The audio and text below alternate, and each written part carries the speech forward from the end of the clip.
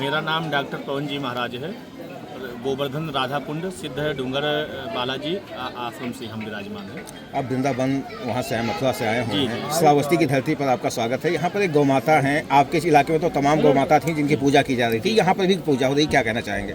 गौ माता तो ऐसे पूरे विश्व की माता हैं, गौ विश्वस्य मातरा। और गौ माता में 33 करोड़ देवताओं का वास होता है। गौ माता की पूजन करने वाले की कभी दुर्गति नहीं होती है।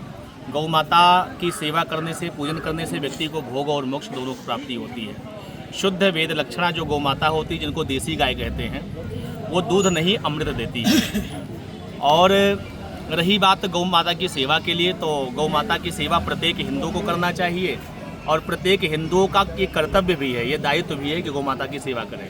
श्रावस्ती की एक धरती है जहाँ पर गौ माता परिक्रमा कर रही हैं। आज 7वां दिन है। जी जी। लगातार परिक्रमा करना, कहीं ना कहीं कई चीज़ें, मानसिकताएं निकल कर लोगों के सामने आ रही हैं। कोई बीमार बता रहा है, जो हमारा युग है उसमें तो ये बताया जा रहा है, लेकिन आस्था लगातार यहाँ पर भारी पड़ती हुई दिखाई दे रही। क्या कहना चाहेंगे?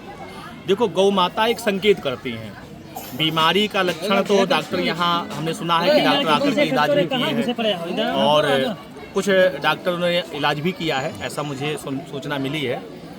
गौ माता पूर्ण रूप से स्वस्थ है, गौ माता में कोई दिक्कत नहीं है। और रही बात जो परिक्रमा लगाने के लिए, तो गौ माता उसी स्थान पे परिक्रमा लगाती हैं जहाँ पे उनके आराध्य देव विराजमान होते हैं। तो ये जिस स्थान पे परिक्रमा गौ माता करती हैं, इसमें पूर्ण विश्वास है कि वैसे प्राचीन काल में जब मंदिर का निर्माण होता था तो बहुत विशाल मंदिर का निर्माण होता था, प्रांगण बहुत विशाल होता था।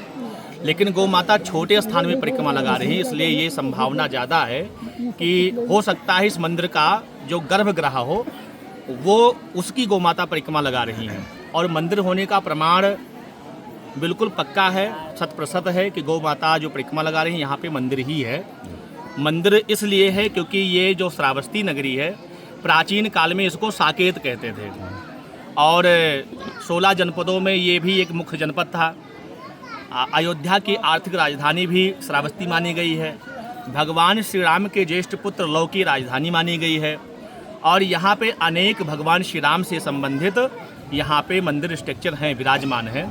और कालक्रम के अनुसार कुछ विधर्मियों ने नष्ट भ्रष्ट किया, तो इसलिए स्ट्रक्चर भले ही कहीं कहीं समाप्त हो गया, बहुत जगह समाप्त हो गया है।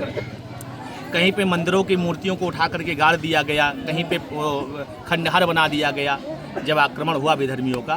तो इस बात का पूर्ण संकेत है कि यहाँ पे जो गौ माता परिक्रमा लगा रही हैं, या तो भगवान श्री राम का ही मंदिर होगा, भगवान श्री राम की मूर्ति विराजमान हो, या लक्ष्मण जी का हो, और या जानकी माता भी यहाँ पे ही पास में मंदिर है, सीताद्वार बगल में है, तो जानकी माता का ही कोई अस्तित्व यहाँ कोई मंदिर हो, और यह शिव मंदिर है। लेकिन मंदिर है, ये पक्का प्रमाण है। गौ माता परिक्रमा वहीं लगाती हैं जहाँ पे कोई पुरातत्व या प्राचीन मंदिर या प्राचीन धरोहर विराजमान होता है।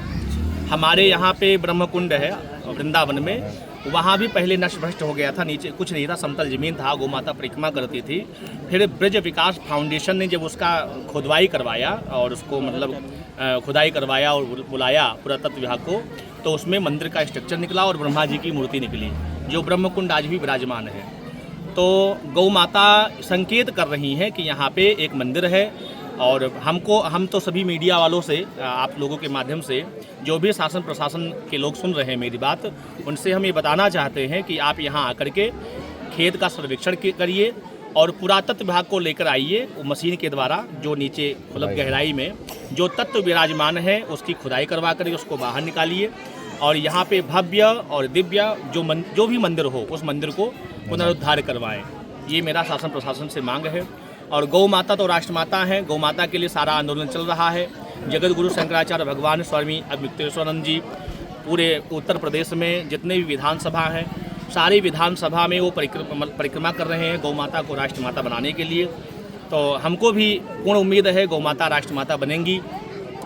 और श्रावस्ती जनपद में, श्रावस्ती क्या पूरे पूर्वांचल की बता रहा हूँ, पूरे पूर्वांचल में पहली बार सुरभि महायज्ञ का आयोजन 10 जुलाई से 17 जुलाई तक होगा, और जिसमें उसी कथा के बीच में जगत गुरु शंकराचार्य भगवान का आगमन होगा।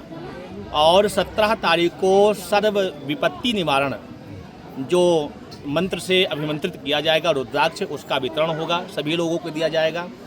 और नित्य 8 बजे से लेकर 12 बजे तक सुरभि महायज्ञ होगा और 5 बजे के बाद में प्रवचन का समय वहाँ रखा गया है। तो यहाँ पे तो हम यही बताने के लिए आए थे। हमको ये पूर्ण विश्वास था, वीडियो देखा था मैंने सोशल मीडिया के माध्यम से, तो मुझे पक्का पता हो गया था कि यहाँ पे मंदिर ही है।